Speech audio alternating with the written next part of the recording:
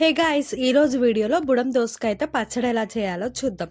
ఎప్పుడు రొటీన్గా అవే కర్రీస్ అవే పచ్చడి కాకుండా ఇలా ఇంట్లో బుడం దోసకాయలు ఉంటే ఒకసారి ఇలా పచ్చడి చేసుకోండి. టేస్ట్ అయితే చాలా బాగుంటుంది. ఇంకా దీనికి టైం కూడా ఎక్కువ అవసరం లేదు. ఫస్ట్ అయితే మన స్పైసీకి సరిపోయేంత పచ్చిమిరపకాయలు తీసుకొని దంచుకోవాలి. ఆ తర్వాత దీంట్లోనే ఒక్కొక్కటిగా వెల్లిపాయలు వేసుకోవాలి. ఆ తర్వాత మనం కట్ చేసుకున్న బుడం దోసకాయలు ఏవైతే ఉన్నాయో అవి కూడా వేసుకొని దంచుకోవాలి. మనం ఎక్కువగా దంచుకోవాల్సిన అవసరం లేదు. ఏదో పైన ఒకసారి అలా నార్మల్గా దంచుకుంటే చాలు.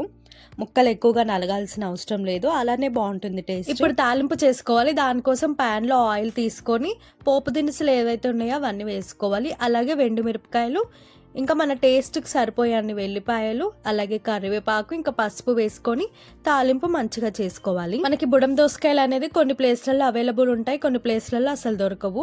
మనకు దొరికితే ఇలా పచ్చడి చేసుకోవచ్చు, లేదా అనుకుంటే నార్మల్గా దోసకాయలు దొరుకుతాయి కదా, వాటితో కూడా చేసుకోవచ్చు. ఇప్పుడైతే తాలింపు రెడీ అయిపోయింది. మనం చేసుకున్న పచ్చడి ఏదైతే ఉందో దాన్ని దీంట్లో వేసుకొని ఒక 5 నిమిషాలు అలా కలుపుకొని గ్యాస్ ఆఫ్ చేసుకుంటే ఎంతో కారంగా ఉండే మన బుడం దోసకాయ పచ్చడి రెడీ అయిపోయినట్టే. అంతే. ఇంకా మీకు ఈ వీడియో నచ్చితే తప్పకుండా లైక్ చేయండి, మన ఛానల్ని సబ్స్క్రైబ్ చేసుకోండి. Thank you.